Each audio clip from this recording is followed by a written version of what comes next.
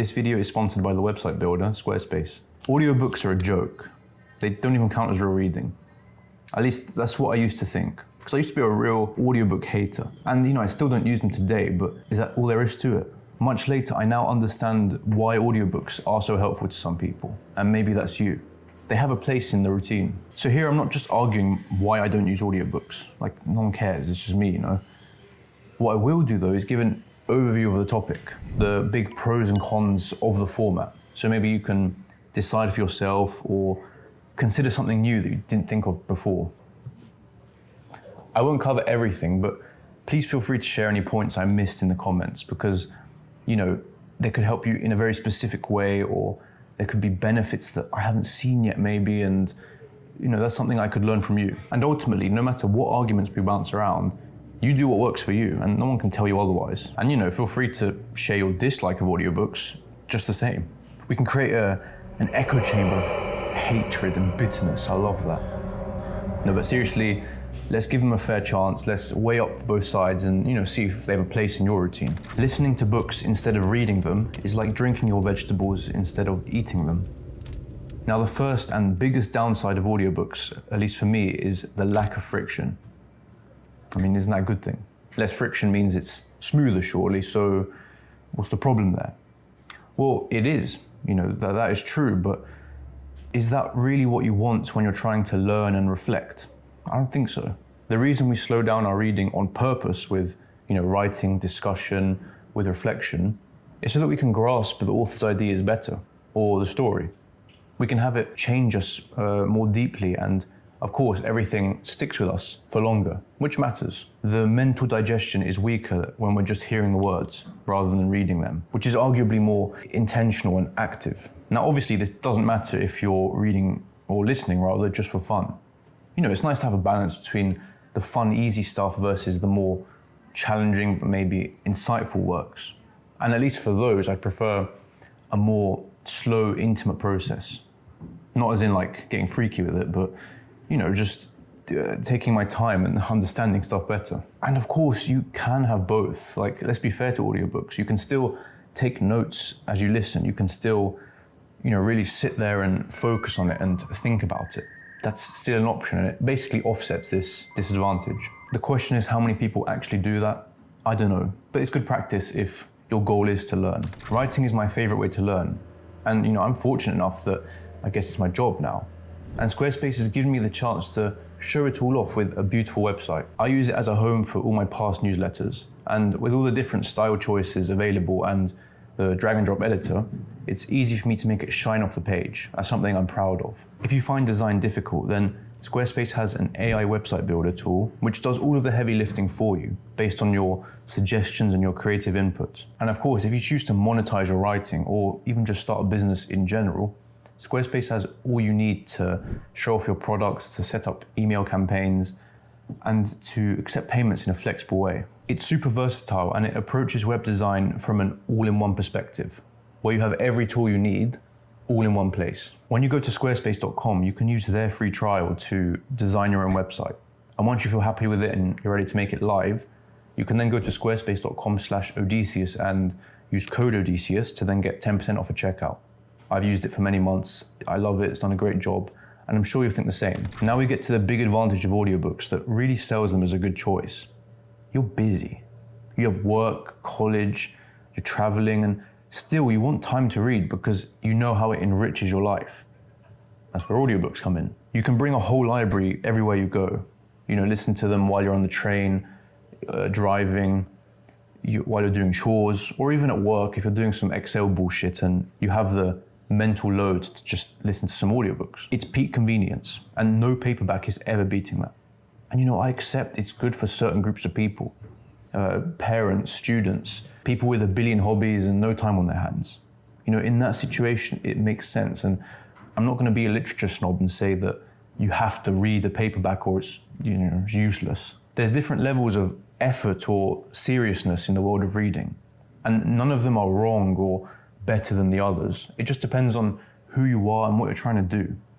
Audiobooks are a healthy choice if you don't want to, sit in your candlelit Arcanium library and read for 3 hours straight. Maybe you're more casual than that, and that's fine. Like, we need to stop like shitting on other people because they have different goals to us. It's stupid. But not everyone uses it just because they don't have the time. Some people really emphasize the multitasking, the productivity, the volume, and I get that. Like, I'm the same, I do that sometimes. But it has its flaws, especially in a world of literature which is inherently kind of slow and, takes time to get through. I used to listen to podcasts as I worked out in my shed, in my little home gym. And half the time that was good, I was learning something. But the other half, I was completely zoning out to the audio. I was focusing on my set, I was thinking about something else. And I realized by the end of my set, I just completely ignored what they said. But what did I miss? I missed something. Should I rewind? Should I just clue myself in later? It was a mess. It was just background noise half the time, and that felt like I was doing a disservice to the podcast, especially if it was something interesting. I know podcasts are not exactly the same as audiobooks, but it's more or less the same thing, and it can happen with both. Again, there are ways to counter this, like taking notes or focusing really hard on the words, but again, there's always a risk it becomes just background noise and you lose touch with the original goal. Now, I can spin that into an advantage. Maybe you use audiobooks not as your main source of information, but as a supplement to your real reading. I mean, is that fair to say, real reading? But are audiobooks, is that a form of real reading? What do you think? I mean, I would say no, but feel free to convince me otherwise. It's always a point of contention in the book community. Does it count? Does it not count? Have you finished a book if you've used it as an audiobook? Tell me. But back to the point, this is my preferred way to use audiobooks or podcasts or whatever. I like to use it to refresh myself with topics I already know a bit about, to supplement it, or maybe to learn about things that I'm interested in, but not enough to then go and read about or like do a deep dive into. Maybe health or investing or something. It's still fun to learn about and useful, but am I going to dedicate hours to a book for that? I don't know, maybe not. And also, audiobooks present something that's really honestly underrated in the world of education, and that's variety. I love keeping things fresh and exciting. Why learn about something from just books or textbooks when you can have articles, you have podcasts, videos, interviews, documentaries.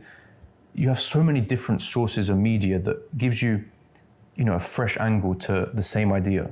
And if you combine all of that, you get a really balanced, wide picture that's just useful. And perhaps more importantly, fun. It's just fun to have different formats. This last disadvantage is one of the most annoying to me because it fucks up my imagination and my immersion into a book.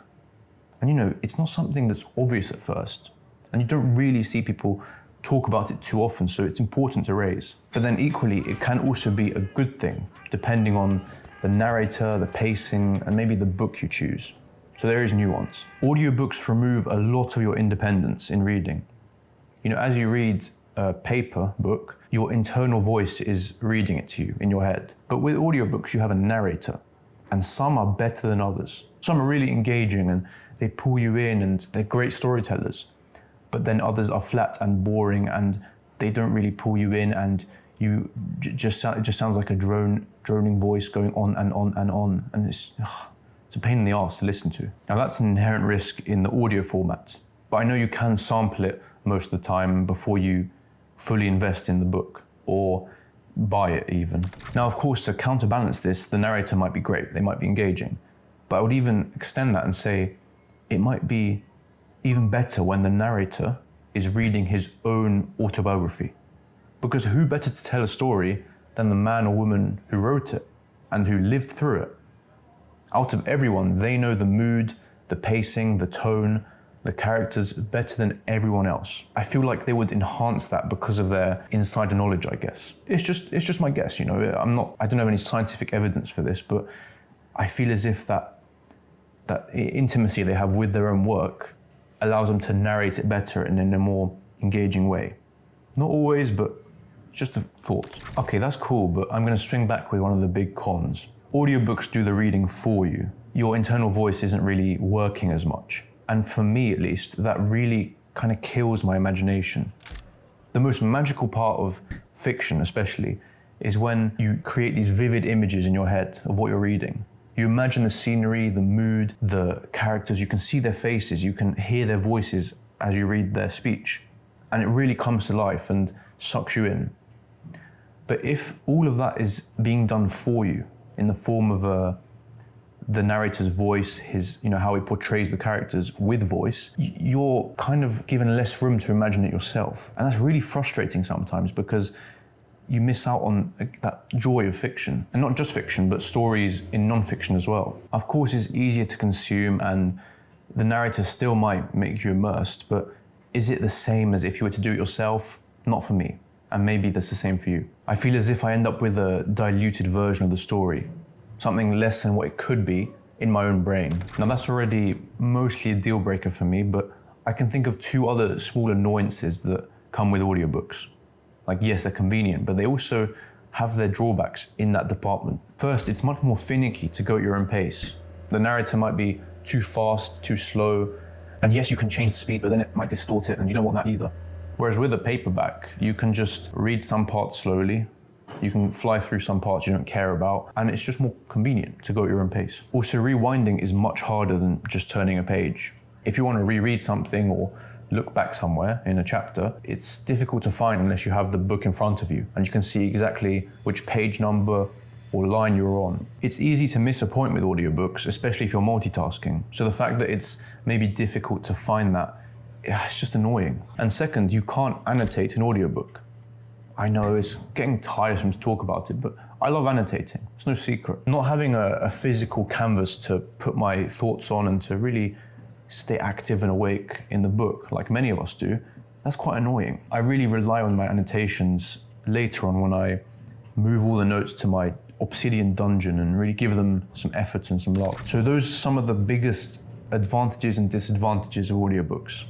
I'm being transparent, they're not my favorite form. I hope I at least represented the other side well and gave some fair arguments because, they do have a time and place for some people. Not for me, but for some others. And again, I'd love to hear anything I missed, anything personal to you, because that's what matters at the end of the day. And yeah, share them in the comments, email me. I do my best to read everything.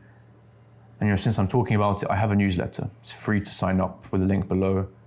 I don't send a lot, so it's not spammy at all. It's free, I think I said that. And we cover some different topics than here on the channel, so you'll like it. I'll see you there. And of course, as always, thank you so much for watching. I appreciate it.